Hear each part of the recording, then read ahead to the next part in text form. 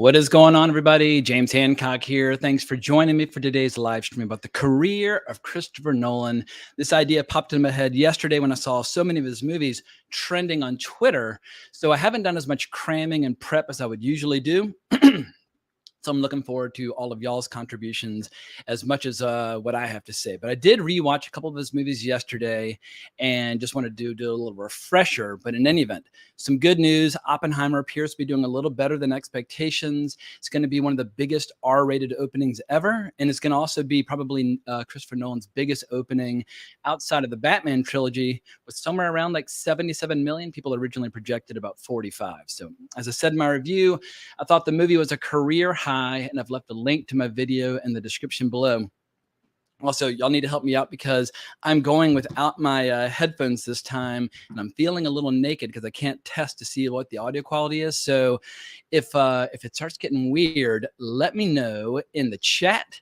And also, I've got a bunch of clips lined up, and I tested all of them on a different channel earlier just to make sure that like YouTube wouldn't freak out. But if for whatever reason one of my clips interferes with the live stream, I'll do my best to get it back up as quickly as humanly possible. So looking at the chat real quick, nobody seems to be saying that I'm muted or that my audio is crazy, but definitely help me out if things start to get a little strange, and I'll be periodically kind of checking the chat just to make sure all's well. But anyway, I felt like right now it felt like the best time to do kind of a career retrospective on Christopher Nolan. And if people like this, I'll plan on doing more of these for Martin Scorsese, Denis Villeneuve, David Fincher, and Ridley Scott, all of whom have movies coming out this fall. But let's start with the basics. Mr. Nolan, he's had 12 features in 25 years, and I think a lot of them, you can easily describe them as modern day classics.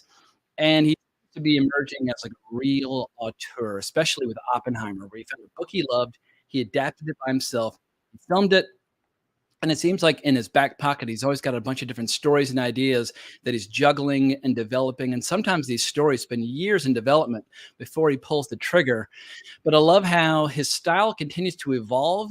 But if you take any frame from any of his movies, going back to basically Following and Memento, it always looks like a Christopher Nolan production. And for me, that's I guess, the hallmark of a real filmmaker or a real auteur, where they have a signature style that is recognizable, but it's not locked in amber and never changing. But what I really love about his movies is that he's unafraid to serve up nutrient-dense entertainment, and he gives the audience the benefit of the doubt that they're going to be just as interested in these topics as he is. And he utilizes really unconventional story structures. I think he makes basically thinking man's blockbusters, and they're concerned with time and space and history. The occasional superheroes just for some box office. But in the end, it's all just big, bold, blockbuster entertainment. And I would describe it as like a neoclassical style that modern Hollywood has more or less neglected in favor of franchises for a younger sensibility. But also a few key things. He's obviously not a one-man band. His wife, Emma Thomas, has been with him as a producer every step of the way since 1997, and they've managed to produce a couple of kids along the way. Obviously, his brother, Jonathan Nolan, got writing credits on things like The Prestige and The Dark Knight Rises, Interstellar, and he wrote the short story that Memento is based on. And then you have his DPs like Wally Pfister and Hoyte van Hoytema, if I'm saying his name correctly, and obviously composers like Hans Zimmer and Ludwig van Göransson. But I've got a couple questions here that were given to me in advance on the community tab, but I'm just going to check the chat to make sure that people can hear what I am saying. Boom, boom, boom. Jack Corcoran writes, "Hey, James, let's hope Dune doesn't get delayed. Feel like a fool for changing my profile picture. If Dune Part 2 gets delayed, I will do a live stream where I just break down and weep, and y'all can all enjoy my my misery and pain and so on and so forth." But let's get to some of these questions, and then we're just going to go through all 12 movies. And obviously, we're not going to do the deep dive in all of them, but I'll offer a few quick hot takes in all of them. And on the big ones, we'll do some polls to see where people land, because I know that for a lot of people, some people fucking hate Christopher Nolan. Some people find him overrated. Some people, I think, are more annoyed by the fans who like him too much, which is a phenomenon I'm familiar with. But I do have a handful of his movies that I really admire. But the first question comes from Jeremy's 410. Do you think the 70mm IMAX optical projection of Oppenheimer will lead to it selling more second viewings at the theater? I personally was influenced to buy a second ticket quickly and do not consider myself a habitual moviegoer. That's fascinating because it seems like this movie's bringing a lot of people kind of, back to the theater who have fallen out of the habit, which is obviously always a great thing. When you can find, like, I guess, the underserved audiences out there and find a movie or make a movie that grabs them, that's when you can see, disproportionate returns. But my answer would be, I do think the 70 millimeter IMAX will bring people back, but there are only like 25 theaters that have that format. Sorry, bourbon.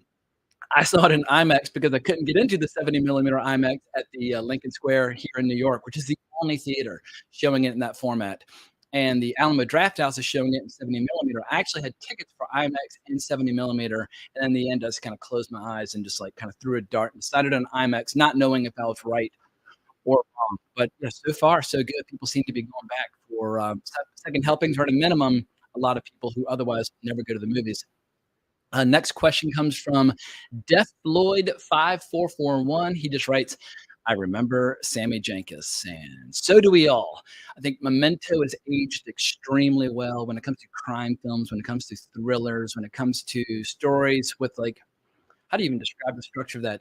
It's like two stories being told simultaneously, one forward, one backward, and they kind of fold back on top of each other. But I think Memento remains one of the best films from around like the late 90s, early 2000s. I absolutely fucking love it. Question from at Tub Life. Given your predication towards entertainment that veers sexy and Nolan's potentially deliberate evasion of all this, I love how I'm developing a reputation for liking sexy cinema. But he writes, as well as what feels like a lack of depth in his characters to make them feel like more than just chess pieces. Do you think he will ever make a movie that is more than just a puzzle box? As spectacular as his movies are, this issue is as glaring in Interstellar as it is in Following. Note, I asked this having not seen Oppenheimer, and I kindly ask that you go over what to expect with that J. Robert Oppenheimer sex scene, as I'm planning for the worst. Thank you for the great content. Well, thank you for checking out my content. I appreciate the fact that you watch it, in spite of the fact that we might not see eye to eye on sexy content. But I'm obviously biased. I'm a fan of Nolan.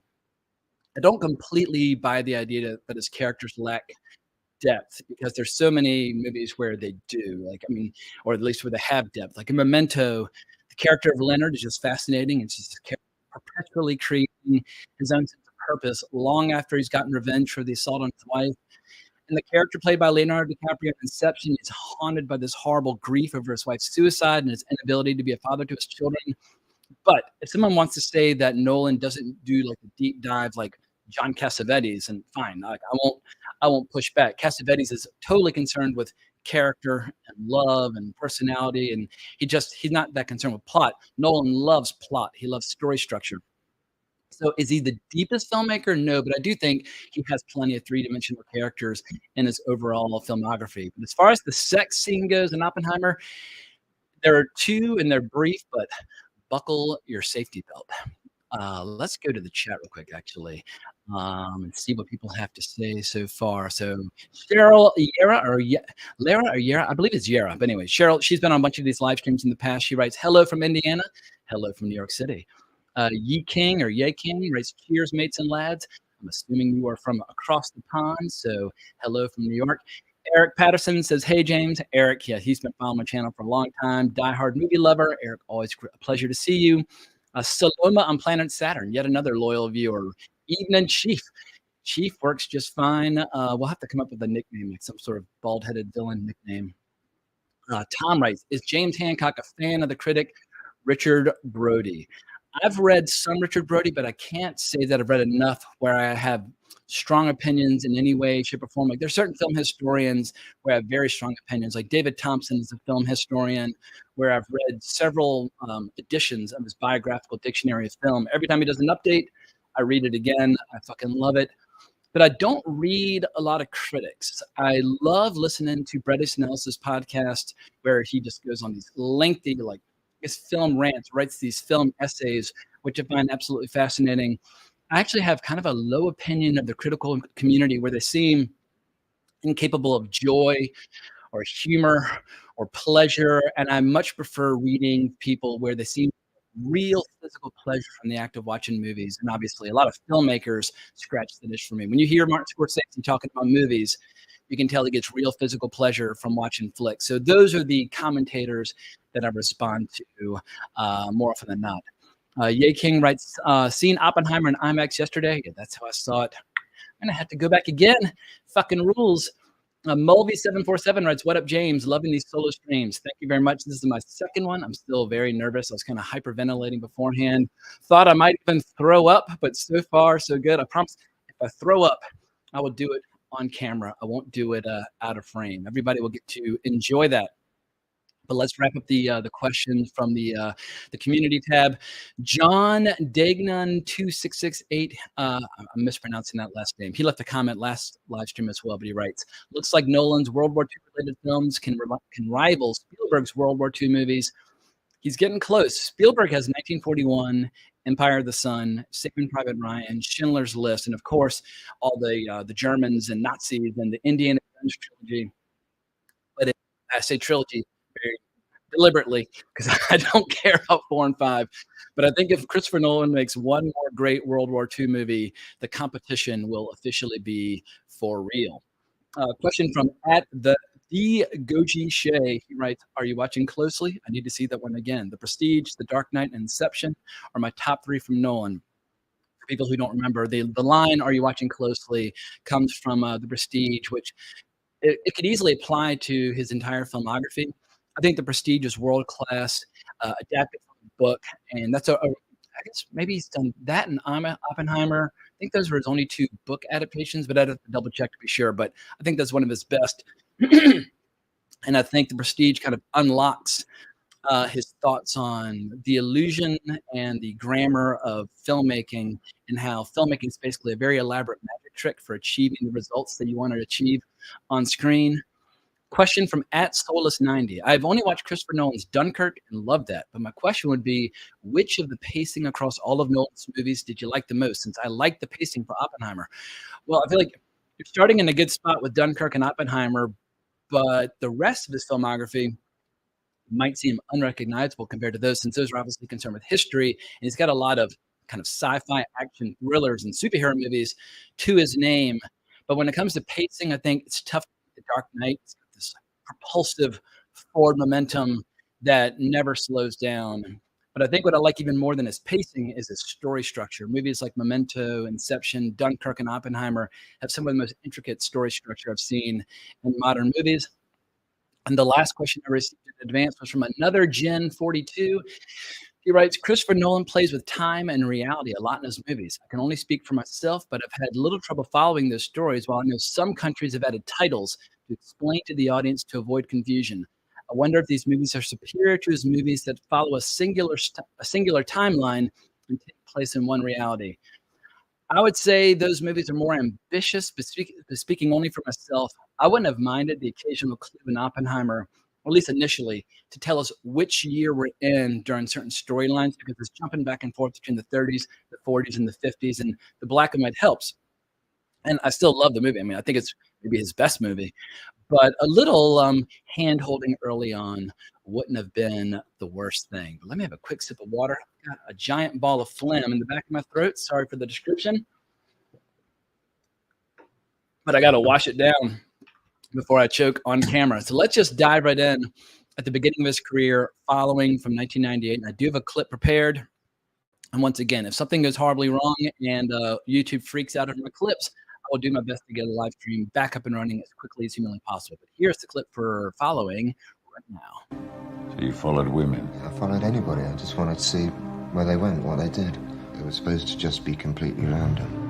You would never follow the same person twice. That was the most important rule. That was the one that I broke first. All right. And that comes from the trailer to his movie. And I have a little story related to following. Back in 2014, I was at the Slam Dance Film Festival. I was one of the producers on a very low-budget animated movie called Cheatin'. And kind of our present, our treat for participating in the festival, they got all the filmmakers that were part of Slam Dance that year. They sat us down for a special guest, which happened to be Christopher Nolan, who was there to talk about the beginning of his career, because famously or notoriously, following made his premiere at Slam Dance, and 11 people showed up to that first screening. He said he had no idea that you had to like hand out flyers or hand out cards on the street or basically plug and promote your flick and try to get people to show up. But you take that kind of ignominious screening at Slamdance and then fast forward 10 years and he's releasing The Dark Knight. And he said there's no secret, there's no trick. The only real mystery is tons of really hard work. And that's never, I've never forgotten the way he phrased that because this is a guy who's not afraid of hard work. I don't get the sense that he has basically a life outside of his movies. Obviously, he's got a very rich family life, but it's very tough to make 12 giant movies or 11 giant movies in 25 years without completely devoting your entire life to your craft. And as far as following goes, I don't remember it all that well. I mean, I love the premise, the idea of an author looking for material and following people and ends up following a thief. And the thief who wreaks havoc on people's lives is inspired by somebody who robbed Christopher Nolan's flat a long time ago. So I love the hook, I love the premise, but what I really like is how on 16 millimeter, shooting only with available light, and by heavily rehearsing in advance, he could do very few takes, and he got his career up and running. And I feel like don't wait for permission to start your career, whatever you want to do, whatever creative endeavor you want to pursue. No one's ever going to say, like, you have the green light, like, now is your turn.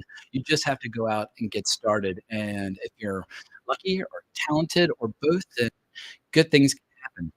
But let's get into Memento from 2000, based on the short story Memento Mori by his brother, Jonathan Nolan. And I just rewatched this last night. And if you watch my 2020 top 10 Christopher Nolan video that I posted 3 years ago, I didn't rank Memento higher than like 7 at that time. I'm gonna have to shuffle the deck and rank it much higher. It really knocked me flat, and it was basically it feels like in the late 90s, a lot of independent filmmakers came roaring out, making these big, spectacular successes early on in their career. I think Nolan was only in his late 20s at the time, but on a $9 million budget, the movie earned 40. And Nolan's basically been a consistent moneymaker ever since. His movies either do pretty well, like Batman Begins, or they do extremely well, like Inception and The Dark Knight. I think his only movie that's kind of quote unquote lost money was Tenet, which obviously came out under very strange circumstances in the late summer 2020 when people were not going to the movies and the theaters were barely open. But yeah, Memento has brilliant performances. Like Carrie-Anne Moss is incredible in it. Joe Pantoliano is incredible in it. And I think it forms kind of the beginning of an unofficial trilogy where Memento, Inception, and Tenet all go together, where there's some shots from Memento where Guy Pearce like catches the gun out of the air, where it almost feels like it could be a shot from Tenet. And then you have situations where the characters in Inception, where they kind of will wake up and find themselves in a dream where they don't quite know how they got there, which also are very reminiscent of the character Leonard from Memento. So I don't know how you want to describe that time trilogy, but I think it's time for our first poll to see how well Memento has aged. So I'm going to do the same criteria for every movie that I do a poll for. I'm going to write best of his career, solid, weak, skipped. And we'll see what people have to say about Memento. And as that poll goes through, I'll scroll up and check out a few of these questions because I feel like I'm doing a bad job of keeping up with what people have to say. So let me scroll down a little bit. Thank you everybody for saying that the audio is okay. That is a load off my mind. It's a lot to juggle when you're trying to do polls, commentary, read, and all that stuff all at once. And so it's one less thing to worry about. Your King writes, yes, please recapping directors is great because you truly find some hidden gems. Yeah, I'm a big fan of, I guess I'm more of a completionist when it comes to certain directors, where I like to see the entire ebb and flow and rise and fall. And it's harder with a lot of the directors from like the 20s, 30s, and 40s because a lot of them got their start making like short films, and then they have like filmographies that sometimes are in like around 100 movies. That's tough to keep up with. But with a filmmaker who's only got 12 movies, yeah, you can do the deep dive. And same with Denis Villeneuve and some of these other directors. Scrolling down. Salome on Planet Saturn says, at least I can participate and vote. Absolutely. I mean, everybody should always feel free to push back on my proclamations and all that kind of stuff because I'm just as full of shit as everybody else. And, nobody knows everything about filmmaking. I've got certain filmmakers and certain topics that I'm obsessed with, but I feel like it's always a good idea to remain in a perpetual kind of, I guess, perpetual attitude of a student where there's always more to learn. You can always enrich your palette. You can always enrich your knowledge of film history. Here's a line from Francisco Mariana. Nothing crazy about the sex scenes, really. I agree. I thought the sex scenes were organic to the movie, and the fact that Oppenheimer is a womanizer and has all these infidelities to his name is a big part of his character, and it's a big part of how they tried to tear down his reputation in the 1950s. And I feel like if you really want to slam that home, if you're going to put all this time and attention and detail into his friendship with all these card-carrying communists, as well as into the scientific rigor with which the atomic bomb was invented, well, then you also have to have the same level of rigor and intensity when it comes to his being a womanizer. So I thought it was totally organic to the material. Adrian Mendoza writes, "Can you hear the sound of balls slapping against Florence Pugh's ass? Holy moly, you are going above and beyond even my typical means of expressing myself." And I would say, no, you cannot, but it is intense. I mean, Florence Pugh has been shot. She's shown some skin in a variety of movies like, was it The Scottish King or The Warrior King? There's some movie with Chris Pine where they about Robert the Bruce. I'm blanking on the name. But anyway, she's gotten naked a couple times, and bless her heart, I think sex is a wonderful, beautiful thing. So let's see how the poll went. Ending it now. Memento, solid, 52%. Best of his career, 28%. Look at all that love for Memento. Skipped, 14%, and weak, 4%. So that's interesting. And yeah, I think for people who have skipped it, they probably didn't skip it at the time. They just probably haven't gone back and watched it, because obviously anybody who was into movies in the late 90s, when Memento came out, it was like when Paul Thomas Anderson made it with Boogie Nights, or when Tarantino made a big splash with Pulp Fiction. Like, there's certain filmmakers where they have a movie that comes along that puts them on the map, and that movie big time put Nolan on the map. So let's get back to my official chronology. We're going into Insomnia 2000. Actually, you know what? I forgot to play a clip from Memento. So let me go ahead and rock that out and see how it goes. You're not even gonna know that it happened. My wife deserves vengeance. Doesn't make any difference whether I know about it. Just because there are things I don't remember doesn't make my actions meaningless. The world doesn't just disappear when you close your eyes, does it? I need to get into like a rhythm where I do an official order where I show the clip, talk about it, do the poll, then rinse, repeat. But I've had too much coffee and it's hard to focus. So let's dive into Insomnia, where Steven Soderbergh hired Nolan to direct this after I think Soderbergh might have been a producer on Memento, but don't quote me on that. In any event, Soderbergh did hire him to direct Insomnia, which is when you see Christopher Nolan starting to climb through the ranks, working for Warner Brothers, and he stayed with Warner Brothers from Insomnia through Tenet. And the movie is written by Hilary Seitz, so not Jonathan, and it's the only film directed by Nolan where he didn't either co-write and or write it. And it's a remake of the 1997 Norwegian film with the same name, which was in the theater at the New Art in LA, and it's fucking fascinating. He's got Stellan Skarsgård. I strongly recommend people do a compare and contrast between the two. But Insomnia, we finally get full-blown movie stars in Nolan movies: Al Pacino, Robin Williams, Hilary Swank. And I saw this movie twice in the theater when it came out. It's been 20 years since I've seen it, and I still have pretty fond memories of it. I love the idea of like a murder mystery taking place in an environment where the sun never sets. But as always, Nolan is a proven moneymaker. The budget was $46 million, and then it grossed more than $113 million worldwide. And I think that's part of the secret to his success, is that he's been able to be a commercial filmmaker for the big studios while at the same time making room for his pet projects and his personal projects. But I have a clip here from Insomnia ready to rock, so let's let it rip. Hey, look around. Here, I want to show you something. See? Now you'll understand why I brought you. This is the spot where your best friend's naked body was dumped, wrapped up in garbage bags. And this comes from a period which I very fondly remember as Al Pacino's screaming phase of his career, and some people use that as an insult. Some people use it as the highest form of praise, but basically starting with Heat up through about this time, he would just have these bursts of rage, which I found to be sometimes unintentionally humorous, but sometimes very dramatically effective. And I think it worked in the case of that situation in Insomnia. So I think that movie, if anything, has probably become one of the most obscure films in his overall filmography, but it did open the door to him directing Batman Begins, which came out in 2005. And I feel like this is when everything changes. Even if Batman Begins was not as successful as a lot of people like to remember it. It was made for 150 million. It only grossed 373. But I think there's certain movies where the superhero genre makes a major leap forward and it evolves and changes. And around this time, we were seeing movies like Fantastic Four 2, which was absolutely horrendous. I mean, the superhero genre, we would get the occasional X-Men 2 or Spider-Man 2, but there were a lot of crap. I mean, like today, a lot of crappy ones as well.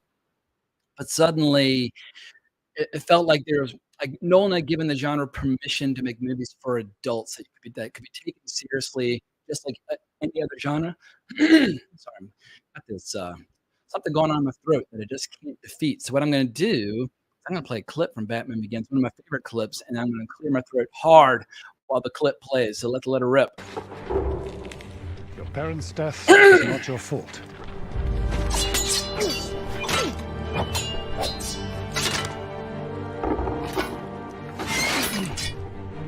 It was your father's. And I like how Batman doesn't show up until like halfway through. That was one of my complaints in Dark Knight Rises, that it takes so long for Batman to show up because at that point Batman had been established. But this is one of the best origin stories ever done. And it basically allowed Barbara Broccoli and Michael D. or G. Wilson. It basically gave them the idea to do Casino Royale and do a soft reboot of Bond as well with a similar approach. But I love all the training with the League of Shadows. I love the way we see him designing all the weapons and designing the Batmobile. The ensemble cast is incredible. And this is when like Gary Oldman and Michael Caine and all these marvelous actors step into Christopher Nolan's world. And yeah, Michael Caine became Nolan's lucky charm. He used him in every single movie from that point on, even in Dunkirk, where he does a little voiceover. I think Oppenheimer might be the one movie where Michael Caine does not appear. And Michael Caine, I think he's like 85 now. So we are sadly seeing the end of Michael Caine's career. But I'm going to do a poll on Batman Begins, because I feel like this is one of those movies where I think we're going to see a lot of basically fired up fans. So once again, best of Nolan's career. Week. And if you skip Batman Begins, how dare you? So while people vote on that, I'm going to go through some of the comments and see what people have to say. Tom writes, "What is Brett's podcast called?" It's just called the Bret Easton Ellis podcast. And I think some of his diehard fans are frustrated that he doesn't talk about books more frequently. He does talk about books and he talks about his writing process, but it's largely a podcast about film culture, and it's hidden behind a paywall, which I think restricts it from reaching a wider audience. But the great Martin Kessler, who's been on Wrong Reel a million times, who I need to get on one of these live streams, he writes, "Remember when Richard Brody said the Old Boy remake was better than the original?" That is a comment that is aged like milk.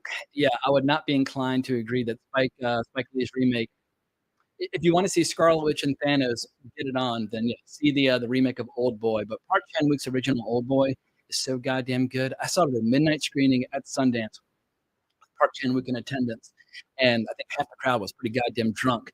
But it was one of the few screenings that I've been to where I would describe the energy in the crowd was like being at a rock concert. It was just absolutely fucking incredible.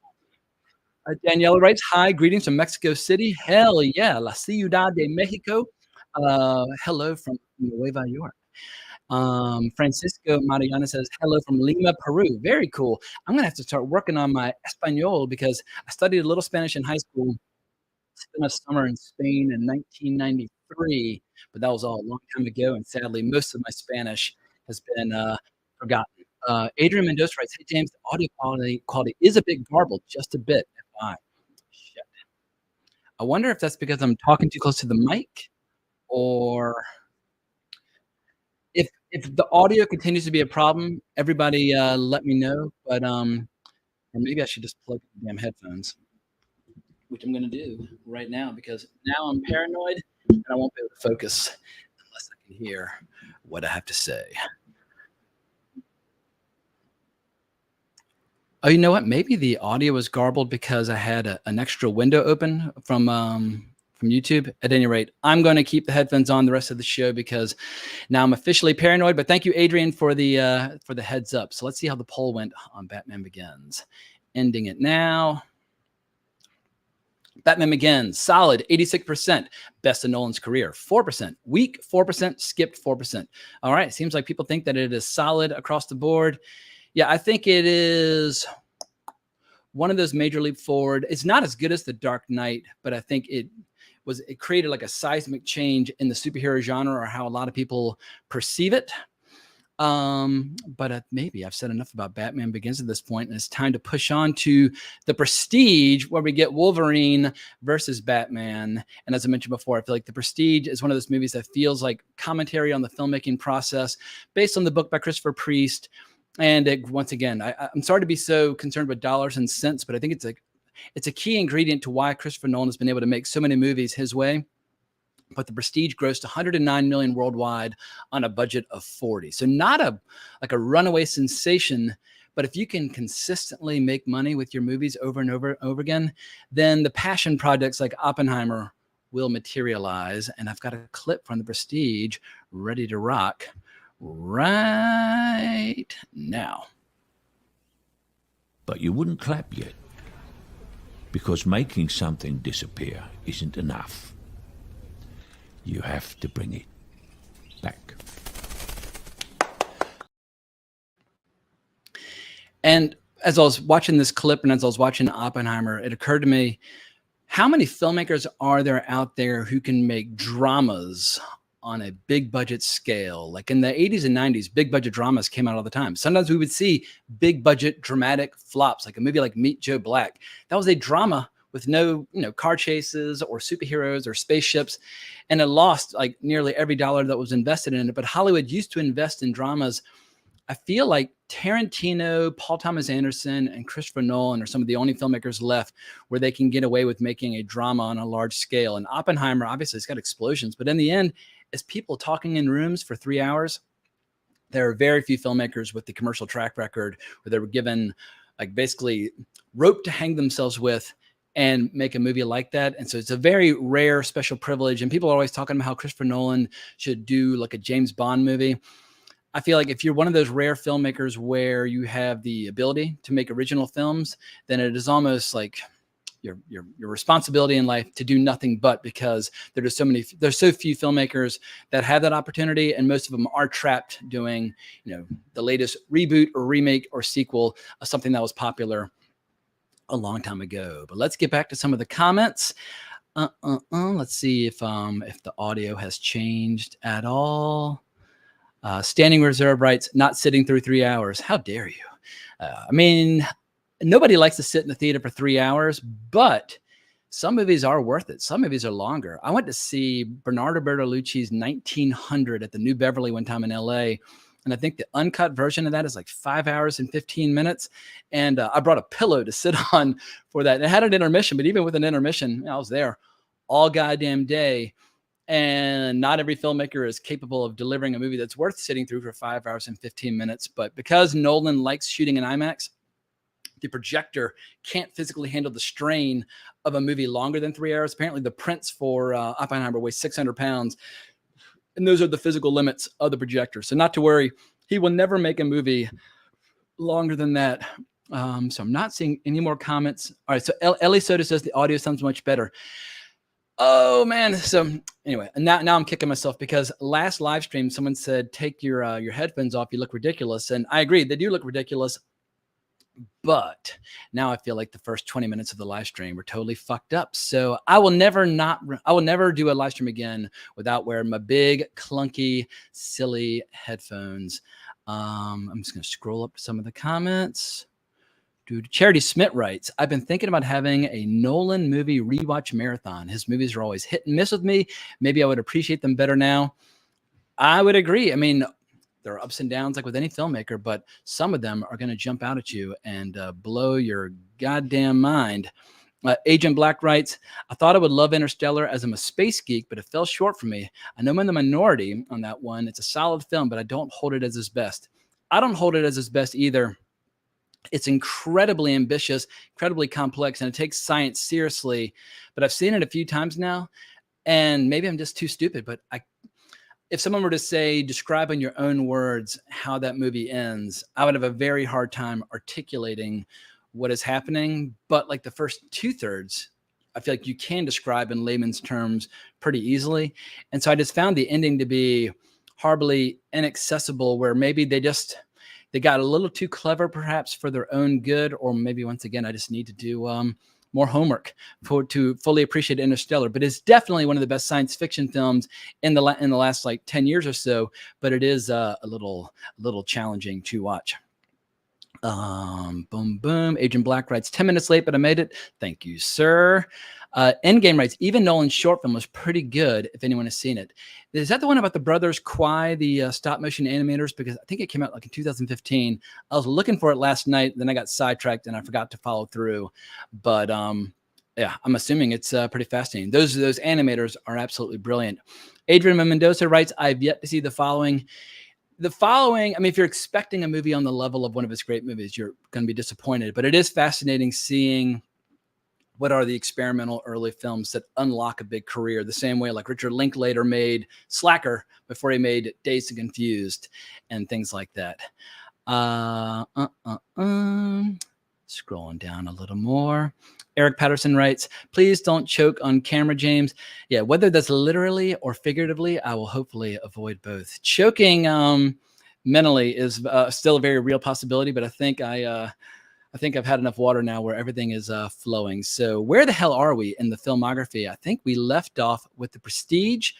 Let's push on to one of the big dogs, The Dark Knight 2008, where the whole world changed. You know, you remind me of my father. I hated my father. I mean, goddamn, it's been 15 fucking years, and that movie is still just awesome. I mean, that summer between Iron Man in the spring, which obviously launched the MCU, and then Dark Knight, which changed movies and superheroes forever. It was a hell of a time to be alive, where it just felt like the possibilities of the superhero genre were limitless. And my favorite scenes in that remain just some of the great talking in room sequences, like when Batman's interrogating the Joker, or when Joker visits Two-Face in the hospital. And so for people who say that Christopher Nolan doesn't do character well, he does character his own way, but he is capable of great character beats. But I think he's also one of those directors that really likes defining characters through action, as opposed to navel gazing and soul searching and all that kind of stuff. But yeah, Dark Knight, between the visuals by Wally Pfister and the music by Hans Zimmer and that incredible ensemble cast, just everything came together. I think it was the first superhero movie ever to gross more than $1 billion, which obviously changed the expectations of the studios moving forward. And then obviously the Avengers in 2012. It almost kind of cursed the genre, because from that point on, studios were only interested in superhero movies that might make $1 billion.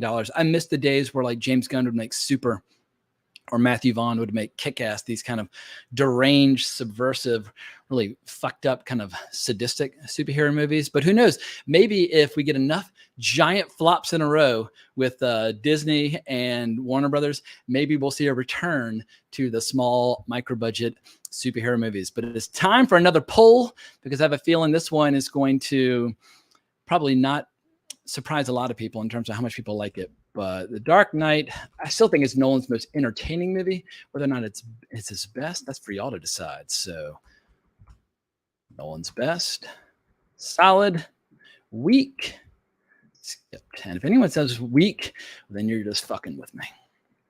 Let me read a few comments while that poll goes through.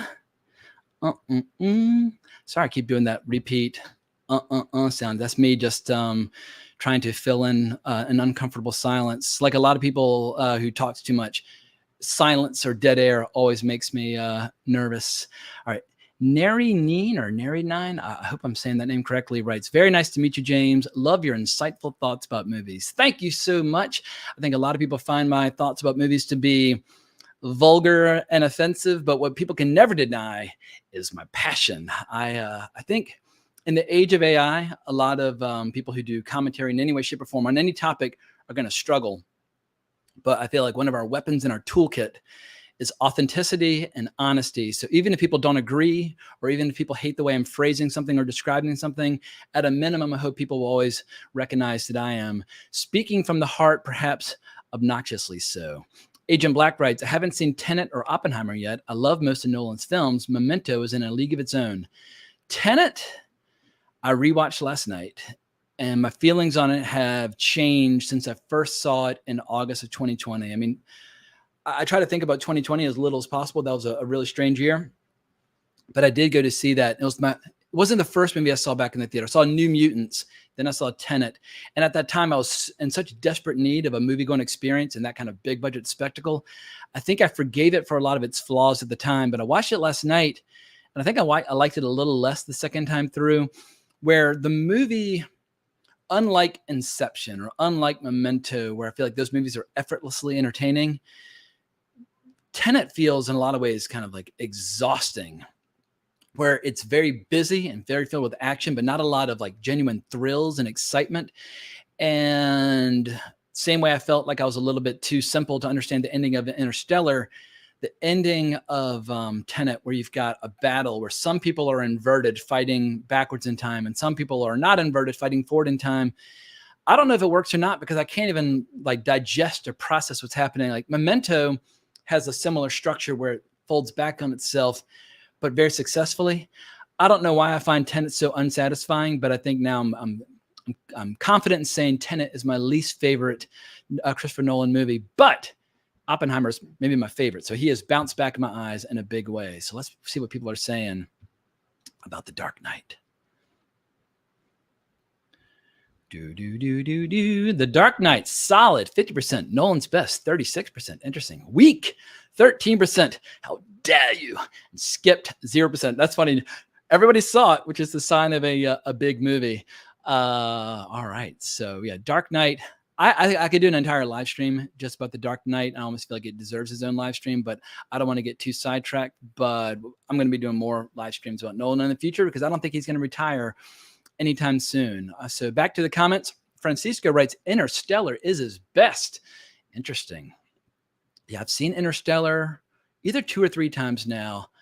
And if people want to say it's his best, once again, you will get your chance to vote in the very near future. Agent Black writes, who skipped Memento? Heathens. Yeah, it's a good one. Definitely go back and see it. Carlos M writes, Memento is the best one in his career. I think if you prefer low budget movies by dynamic storytellers who have nothing to lose, yeah, Memento, once again, I think it's aged incredibly well. So, and Agent Black responded, it's highly original and I've not seen anything like it since. Yeah, it's rare. And there are not a lot of people that are interested in the writing process or story structure. And Christopher Nolan and Jonathan Nolan have always been fascinated with just the mechanics of telling a story.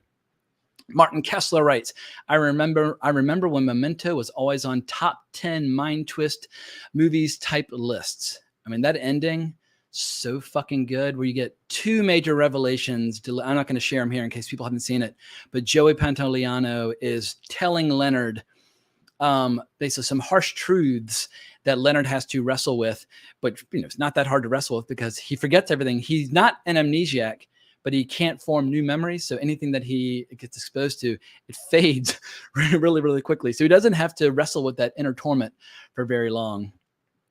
But let's push on to Inception. And I've got a clip right here. Arthur, you still working with that stick in the mud? He's good at what he does, right? Oh, he's the best. He has no imagination. Not like you. Listen, if you're going to perform Inception, you need imagination. Let me ask you something. Have you done it before? Now, I'm going to say something which I don't think will be controversial, but I feel like it became very popular to make fun of Inception due to that South Park episode, which was hilarious when they call it Inception, and they're basically ridiculing all the tropes and all the kind of techniques at play in that flick. And once South Park has decided to fuck you up, it's very hard to recover. However, Name the last time a filmmaker made an original film based on their own IP where they got to make it for 160 million and then it grossed 828 million worldwide. Like most of the big hits are either based on a popular comic, remake of a movie, popular video game, or like a biopic of an historical figure. Like take a movie like Bohemian Rhapsody, monster hit, but they had something to work with. Inception was a 2002 80-page treatment where it was basically like a horror film about dream stealers based on lucid dreaming. But Nolan decided he needed a little bit more experience before tackling a production of this scale and ambition. And he just kept kind of tinkering with it and working on it. And then finally, Warner Brothers and Legendary both split the production costs and made this goddamn movie. And that's what you get to do after delivering a hit like Dark Knight. Like the old adage or the old expression, one for them, one for yourself. A lot of filmmakers would do that in the 30s and 40s, like King Vidor. He'd make a big hit, and then he'd make his passion project. Make a big hit, make his passion project. You basically spin that goodwill.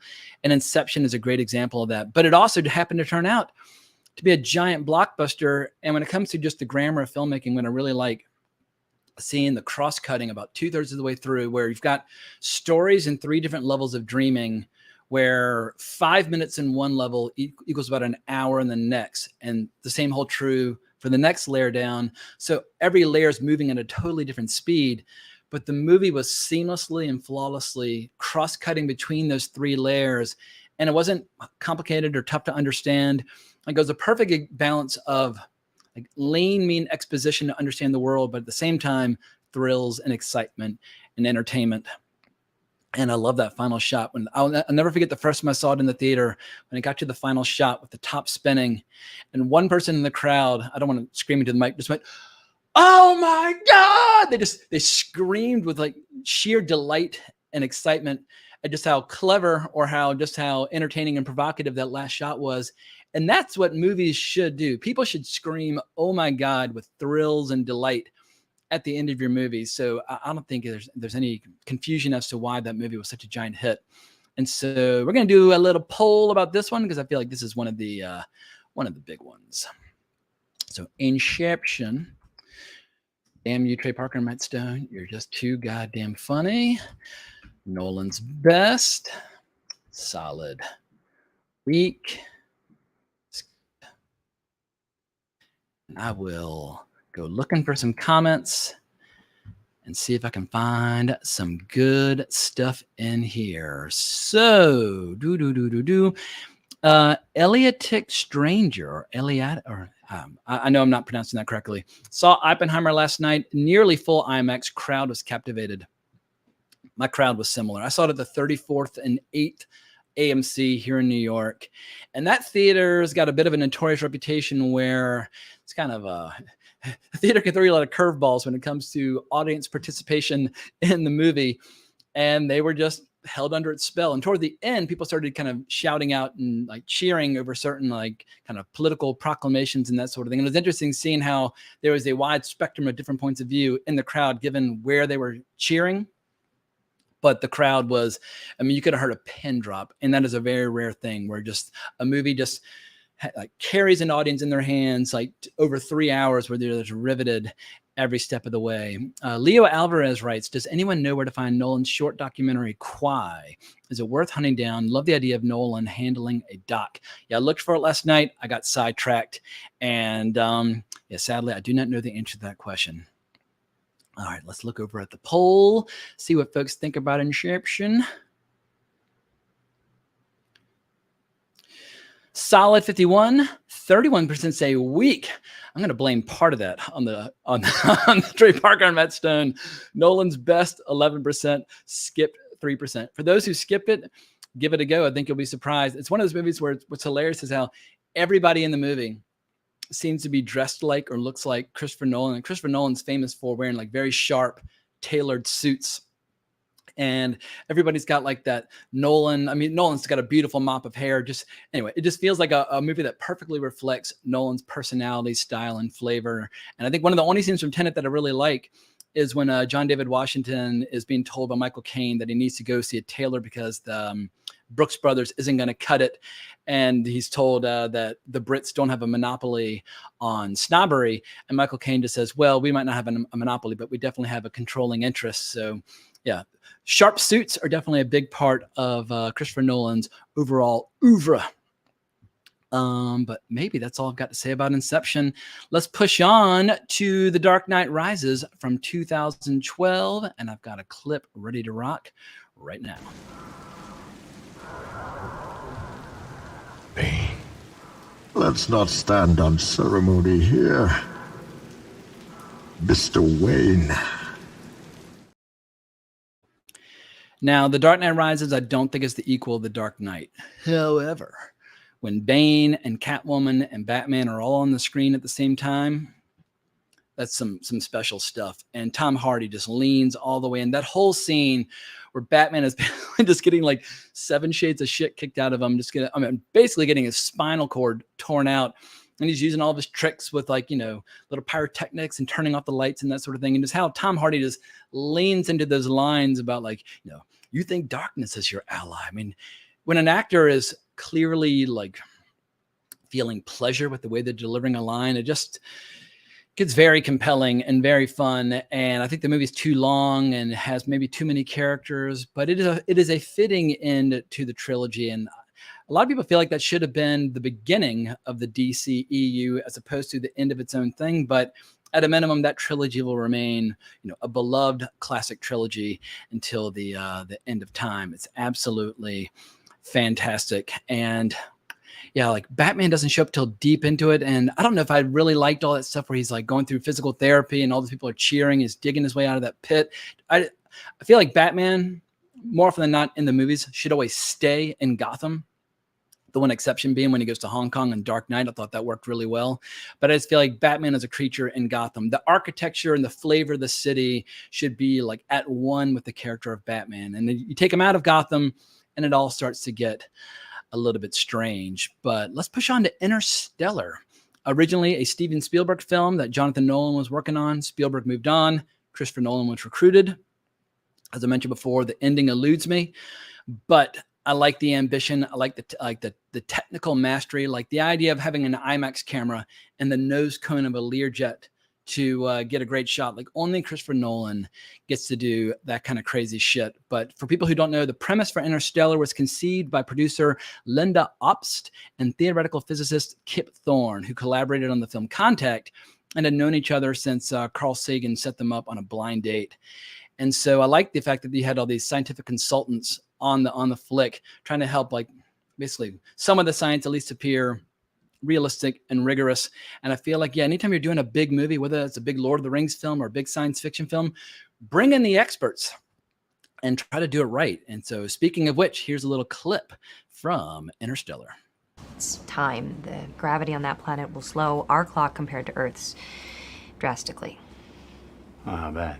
Well, every hour we spend on that planet will be 7 years back on Earth. And scenes like that, Interstellar's its own beast, but it feels like it could have just as easily been a scene from Inception when they're describing how 5 minutes in the real world equals an hour of dream time, and how Leonardo DiCaprio ends up spending 50 years down in unformed dream space. So time clearly it weighs heavily on Christopher Nolan's brain. And I remember seeing Interstellar at a midnight screening in IMAX when it first came out and just being absolutely thunderstruck by the experience. But is it as good as 2001: A Space Odyssey? I guess that's for the diehard fans to decide, meaning we should do another poll. So start a poll, Interstellar. Nolan's best. Solid. And one of these days, I'm going to recruit somebody just to write these polls for me so I don't have to lean into the microphone in order to write them. As I was listening to my last live stream, I was like, oh, every time you do a poll, it sounds ridiculous because you're leaning too close to the microphone. But let's go back to some of the comments, see what people have to say.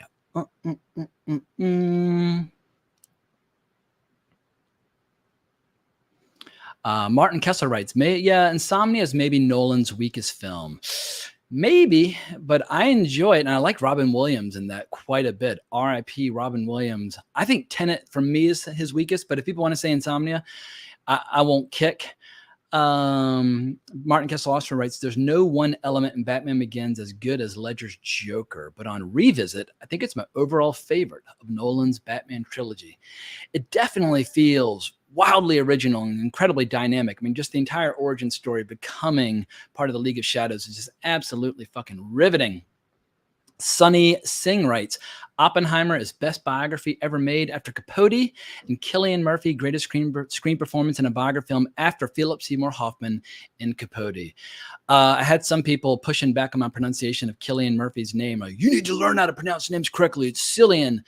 I pronounced it Cillian for many years, and then last year in the spring, I had the privilege of going over to Ireland to shoot a little documentary with director Robert Amara, where I learned how I'm butchering the pronunciation of a lot of Irish names, including Cillian Murphy. He is from Ireland. They pronounce it Cillian Murphy. And as far as I'm concerned, if you want to pronounce people's names correctly, ask the people from the country that he calls his home. So Cillian Murphy, he will be called for the rest of this live stream.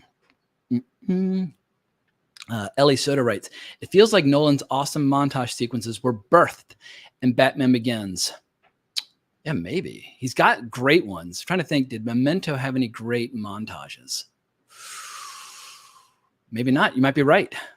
All right, let's go back to the poll and see where it stands.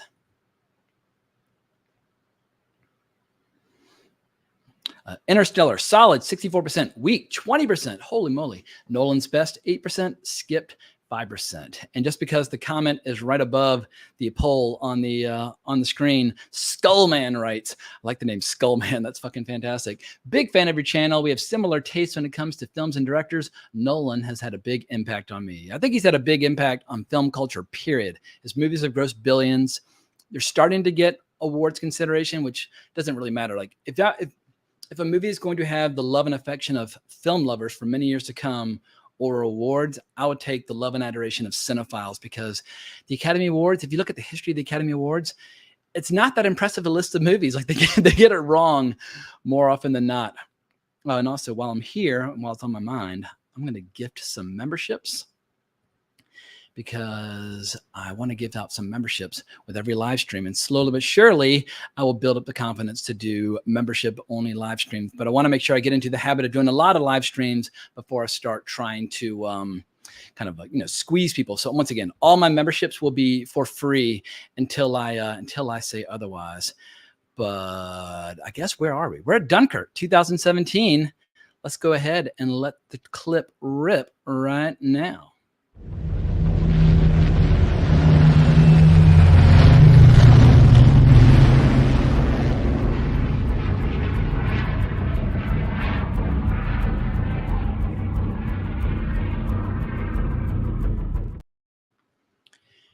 And I'm just going to come out right and say it. I think Dunkirk is the best World War II film of the 21st century. And I'll never forget when I was doing a reaction to a trailer for Oppenheimer, and I mentioned Dunkirk being a great World War II movie. Somebody in the comments was like, Dunkirk's part of World War I. And I was like, no, it isn't. I mean, it's like when somebody's angry and stupid all at once, it's hard to know how to respond, apart from just saying, no, you're wrong. But the dogfights were incredible. Everything about the movie is incredible. It puts you right there in the experience, which obviously for people from Britain is as important to their country as Pearl Harbor was for America. But sadly, Pearl Harbor got directed by Michael Bay, whereas Dunkirk got to be directed by Christopher Nolan. So I'm a little jealous that the Brits got to have this incredibly patriotic World War II film directed by one of their best directors. Whereas in America, we got a director who is less so. And the first time I saw it, I was exhausted. I was at Comic-Con. It was the end of a long day. And it didn't even occur to me at that time until I went back and saw it again, that the editing for the three different storylines is all taking place, like, how to put this, like the stories in the boat and the stories on the beach and the stories in the air are all proceeding at different rates. The same way the cross-cutting in Inception, you've got those different stories proceeding at different rates. And when you watch how effortlessly Nolan's able to cut between these three different stories and make it all feel like part of the same story, It's just jaw-dropping. But it's also incredibly moving. When all those boats show up at the end, I'm getting goosebumps even remembering it. When you see fishing boats and just, I mean, hundreds of thousands of people being saved by the countrymen who made that short trip across the water. It's incredibly moving stuff. So for everybody who says Christopher Nolan is cold or robotic or that his characters are just chess pieces, rewatch Dunkirk and your opinions will evolve. So I think while I'm getting overly sentimental about that film, let's go ahead and do a poll about Dunkirk. Dunkirk. Best ever.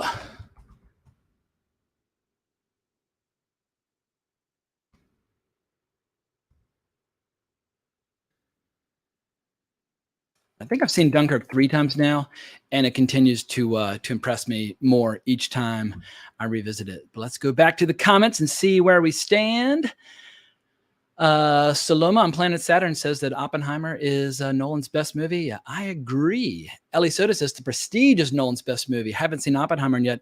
This is always a sign that a filmmaker is doing something right, where they've got multiple movies where his enthusiasts, I won't say his fans, but just people who are curious about his work, they've got a wide range of answers on what's his best. And there are not a lot of filmmakers where you can say that. But I feel like, yeah, a very deep bench of incredible movies. Yeah, it's always a sign of a really good filmography. Martin K writes, The Prestige is my favorite Nolan film, just a perfect match with the story and his particular strengths and interests. I can't argue with you there. I think the more I think about it, the more I talk about it. Memento, The Prestige, Dark Knight, Dunkirk, and Oppenheimer are kind of at war for that top slot. And we'll see where the dust settles after I've had a chance to see Oppenheimer for a second time. Sunny Singh writes, Oppenheimer is better than Tenet and Insomnia. Yeah, I won't push back on you there. I think all of Nolan's movies are better than Tenet and Insomnia. But the thing is, I like all of his movies. I struggle a bit with Tenet. Ramon writes, The Prestige is so underrated Nolan film. Yeah, I think that's one that people are going to continue to rediscover. And also, like I said before, it's Batman versus Wolverine.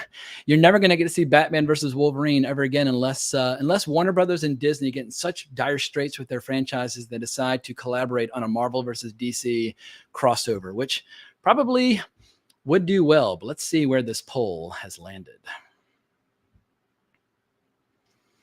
Dunkirk, solid 67%, best Nolan ever. 21%, weak 7%, skip 3%. Not a lot of skips, but yeah, I think Dunkirk is going to age incredibly well. I mean, going back to World War II itself, we've had no shortage of incredible movies dealing with the subject. I feel like, I mean, people devote their entire lives just to reading books about World War II, watching documentaries about World War II, and watching narrative movies based on it. And there are a lot of good ones.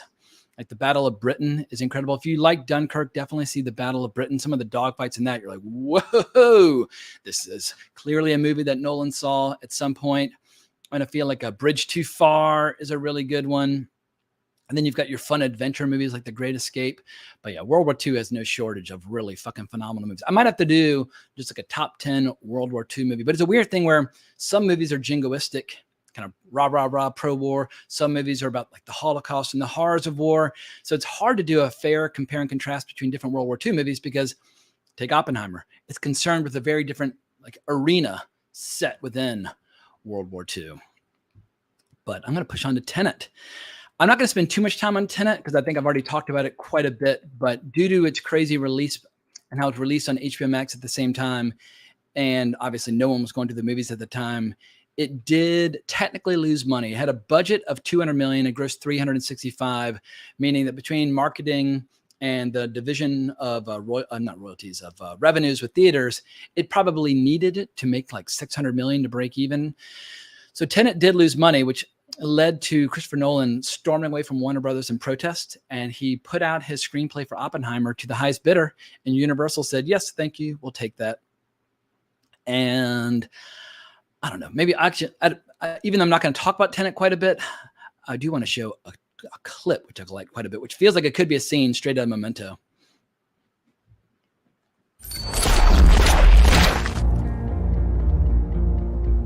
Why does it feel so strange? You're not shooting the bullet. You're catching it. Whoa. And I wonder, when he says, whoa, Is that a subtle tip of the hat or homage to The Matrix when Keanu Reeves said the same thing? I don't know, but I know that Christopher Nolan does enjoy watching science fiction. I mean, he's a big fan of Alien. He's a big fan of 2001, and he fucking loves Star Wars. Whether or not he's a big Matrix fan, I've never heard him opine on that particular topic. But let's go ahead and get into Oppenheimer.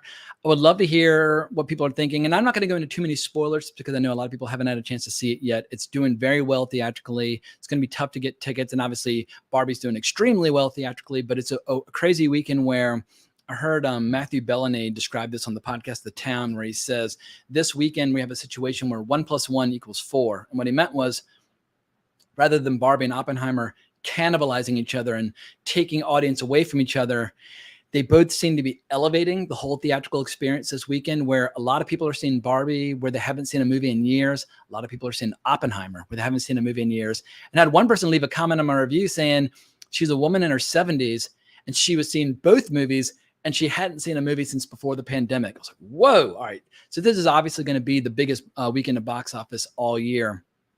You still got Mission Impossible out there. You still got Sound. Yeah, I was going to say Song of Freedom, Sound of Freedom. There are a lot of movies out there generating a lot of box office, but Oppenheimer is the one that interests me. And yeah, it felt like a movie for adults, made by adults, that takes history seriously, takes science seriously, takes politics seriously, takes the physical act of love seriously. And I got a clip here from the trailer. Hopefully I won't get blasted by YouTube, but I made it an hour without getting taken down. So we're just gonna roll the dice. Are we saying there's a chance that when we push that button, we destroy the world? Chances are near zero. Near zero. What do you want from theory alone? 0 would be nice. Now, Matt Damon's actually one of my only complaints in that there's a scene where he's like, this is only the most important thing that's happened in the history of the world. And it almost seemed like self-parody. But obviously Matt Damon is a good pal of Nolan. They've made a lot. How many movies have they made together? He was in Interstellar. Is Matt Damon in any of the others? Can't even remember, but it feels like they've made more than that. At any rate, I like Cillian Murphy quite a bit in it. I like Florence Pugh quite a bit in it. I liked Emily Blunt quite a bit in it. Loved Gary Oldman in it Gary Oldman showing up as Harry Truman. I was like, fuck yes, that's just genius level casting. And I don't know why Americans can't do English accents, but Gary Oldman does fantastic American accents, whether he's playing Gordon in the Batman trilogy or playing Truman in Oppenheimer. He just fucking nails it. Oh, I see a super chat from Adrian Mendoza, who's always very kind to offer super chat donations. So I'm gonna put a little heart. For some reason, I still can't figure out how to make the super chats appear on the screen. Let's see. I got to figure out how to work this goddamn interface at some point. Or maybe it's just a donation without a comment. That's what he did last time, was a donation without a comment. Adrian, if there's a comment related to the donation, I apologize that I'm not reading it. I can't quite figure out how to click on the donation and have it appear on the screen. But I'm curious to hear what people think about Oppenheimer. So let's do the final poll. Oppenheimer. Nolan's best. Solid. Weak. Skipped is not the same as not yet seen. Skip means you're planning on not seeing it. But if you're planning on seeing it, don't click on skipped. And now's a chance for me to catch up with all the questions in the chat. So I'm going to scroll up a bit now. Now that I don't have to do any more polls, I'll be able to actually just scroll through the chat the way I would like to. Holy crap! There are a lot of comments I still need to get to, which is a good thing. It's always a good thing to have too many comments to get to. I think I'm more or less where I stopped before. Endgame. James, which one film is better, The Prestige or The Illusionist? I'm ashamed to admit I did not see The Illusionist. I like The Prestige so much. It was one of those things where, like, when Armageddon and Deep Impact came out at the same time, or Volcano and Dante's Peak came out, where I kind of just decided to pick one, or 1492 and one I think I like The New World. But you have these rival films that come out. So I need to see The Illusionist. I've heard good things.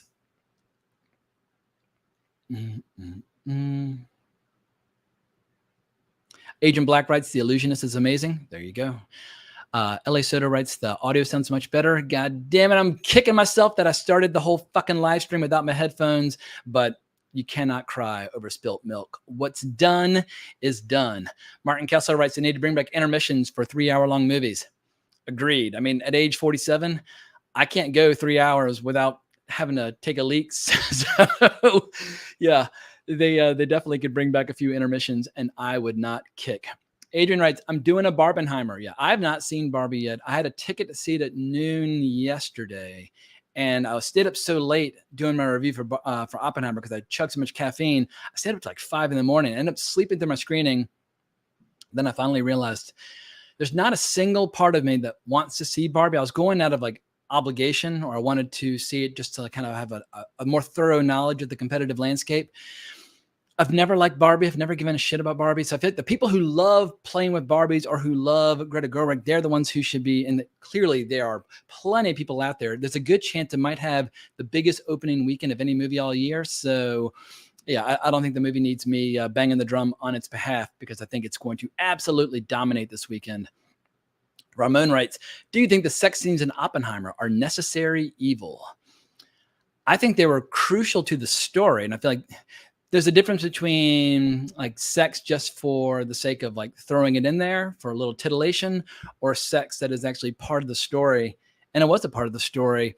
And I know there are plenty of people who loathe and despise sex in movies. I'm not entirely sure why. Like, to be perfectly candid, or maybe to overshare, my equipment is still fully functional, and the physical act of love is a wonderful, beautiful thing. It's more often than not a hell of a lot of fun. I like watching it. I like doing it. And so for people who don't like sex in movies, for me, that's like saying you don't like violence in movies, or you don't like dance scenes in movies. It's something physical. And anyway, it's part of life. Death and sex are part of life, and one brings you into this world and one takes you out of it. And so I feel like both belong in cinema. Eliatic Stranger says Oppenheimer didn't feel like 3 hours. I agree. It hummed by. I thought it was a very lean, mean 3 hours. And I've seen some people complain about how the movie doesn't finish as strongly perhaps as they would have liked it to. I think that's a valid criticism, because once you get into everything with Strauss, I feel like maybe it should have ended with explosions just because it's fucking Oppenheimer. But let's see how the poll's going. Boys in the Laboratory and James Hardcock. Yeah, I've been getting people making fun of my name my entire life. When I was in high school, there's a guy who used to call me, because I would give him a nickname, Jamie, back then, Jamie Hand on Shaft. And anyway, I had a friend in college who called me Staincock, because I was always borrowing his computer. So yeah, if people want to make fun of my name for having cock in the name, have at it. It's always fun to have do a little play on words with that word. So Oppenheimer, Nolan's best, 47%. Holy moly. Solid 35, skipped 11, week 5. Only 17 votes. So maybe a lot of people haven't seen it yet, but seems like some people share my opinion that it's pretty goddamn good. So we've gone an hour and 13. We were talking earlier about intermissions. I do need to have a slash, as they say, across the pond. Oh, I see a super chat from Eliatic. All right, let's see if I can get this fucking shit to work for once. Maybe I can, maybe I can't.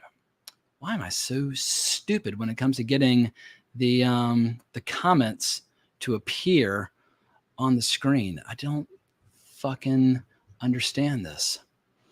I've been on other live streams where it seems like they have no trouble just going boop and just making it appear on the screen, but I'll just read it. I just need to look it up before the next live stream. But Eliatic writes, love Tenet, but Blu-ray dialogue is so low relative to effects. The neighbors complain when I watch it with the headphones. Why does Nolan do this? I've got a similar complaint. I was watching it yesterday and I had my remote in my hand the entire time. And I was constantly going up, going down, going up, going down. And when I saw it in the theater, obviously I just got blasted.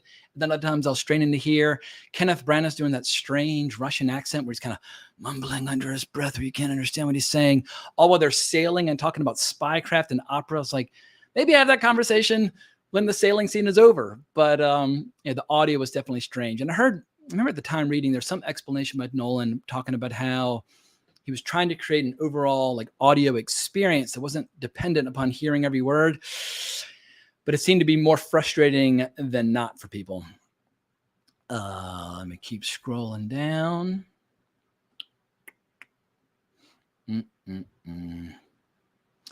Luna writes, Luna the Alchemist writes, people are so strange. Your headphones do not look weird. They're actually even broken. If you look closely, they have a crack somewhere where like it doesn't stay like in a perfect arch. But I've been using these headphones since 2014 when I started my podcast, Wrong Reel. And like I could go out and like hammer nails with this. I could build a house with these, and they are like so reliable. And so they've traveled around the world with me multiple times. These headphones, I absolutely love them.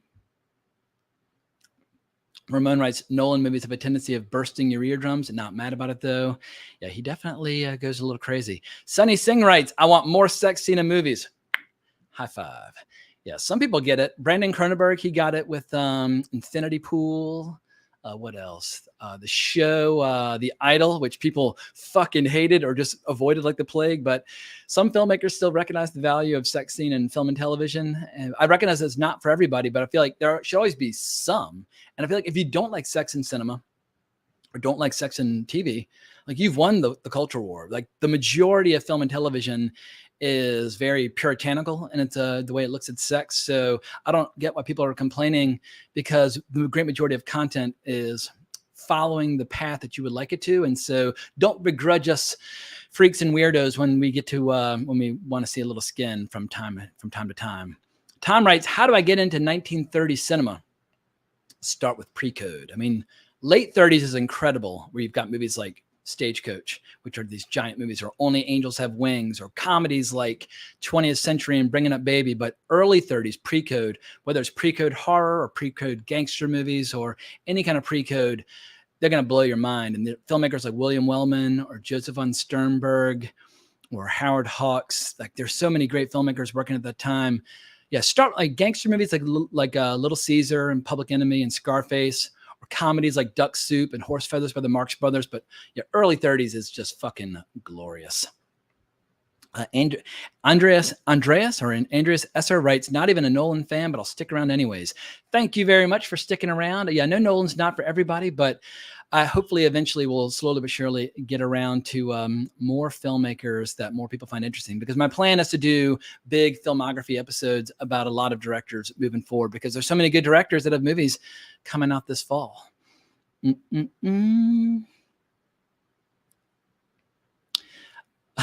Ron writes, I want Nolan to direct a porn movie now. Yeah, at a minimum, it would be shot beautifully. I mean, a porn movie shot in IMAX, has that ever happened? I don't think so. Jeremy, yes, no one could have expected Dark Knight to be as good as it was. Yeah, I mean, I had high hopes, but god damn, it was just fucking fantastic. I saw Dark Knight, I think 6 times in the theater when it came out, oftentimes in IMAX. I just kept going back. I couldn't get enough. It was absolutely fucking fantastic. Boo boo doo doo doo doo doo. Boo boo boo boo doo. I'm seeing some people are saying fuck you about some things. I hope they're saying that in jest. I always want our chat to be an area where people can have lively debates without getting mad. And hopefully, once again, tone is always lost in chat. You can't tell if someone's like fuck you or someone's like, hey, like fuck you, I love you. So anyway, hopefully everybody's arguing from a point of from love and mutual respect. Ramon writes, do you speak Estonian or is it backwards? I don't know if that's questions for me or for someone else. I do not speak Estonian.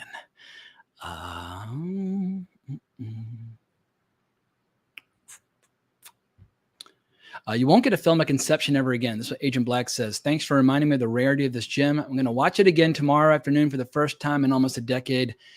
I think you'll get movies like Inception if you have blockbuster directors who decide to roll the dice and spend all their goodwill. Like if James Gunn, after a couple of years of doing DC movies, decided, you know what, I'm going to make a $50 million like crazy depraved flick.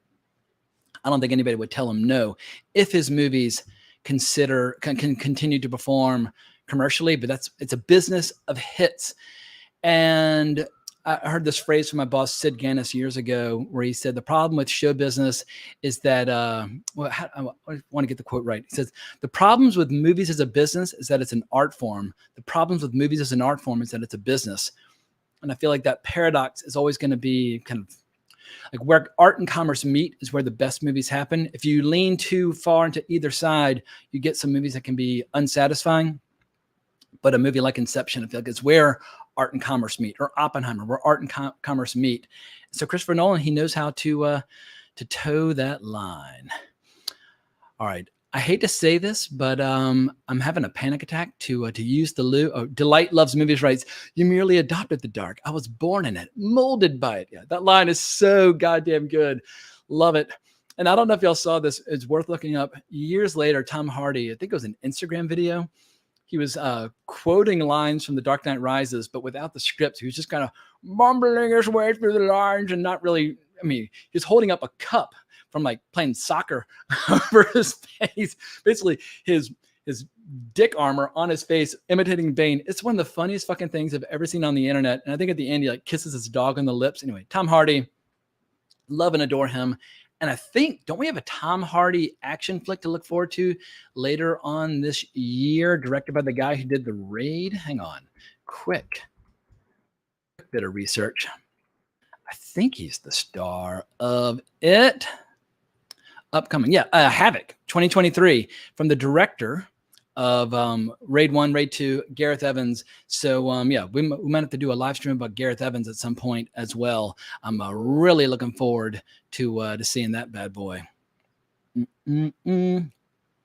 At any rate, so I think I'm going to go ahead and wrap up this live stream because I'm starting to sweat, having a panic attack. But thank you so much for everybody for showing up. This went much better than expected. I was expecting a lot of kind of my haters from my previous video to blast me out of the water for basically smelling Christopher Nolan's farts. And it's so funny, like how I get it when people find a fan base to be obnoxious in their adoration of a director. But I feel like as long as you're looking at Christopher Nolan with a critical eye and acknowledging some films come up short, some films really deliver. We're not hero worshiping the guy, and like he's not on my Mount Rushmore of favorite directors, but I do think right now he's one of the big ones to follow. And I get if people are not into his movies. I don't get the hate that his movies seem to invoke in a lot of people's. But when I was going, I went out of my way yesterday to go through every single comment on my review for the film, and I got to some comments where I was like, "Wow, like you need to." Maybe go for a walk and exhale and just calm down because people get fucking crazy. The internet has broken a lot of people's brains, but I feel like this live stream went great. All of y'all were absolutely delightful, and I feel like it was a great conversation. You know, Jacob Baranowski writes, "Memento is my favorite Christopher Nolan movie." Yeah, I think you'll find a lot of people agree with you. But thank you to everybody for having such a positive attitude about this live stream. I look forward to doing a lot more. And on Wednesday, I'll be back with Bill Scurry. We're going to be tackling the X-Men franchise. Obviously, Deadpool 3 production's been paused, but we're going to be talking about basically the highs and lows of the X-Men franchise and some of our favorite arcs from the comics. So we hope you'll come back for all of the above. But thank you so much again for watching this video. I really appreciate it. But more importantly, as always, onwards and upwards.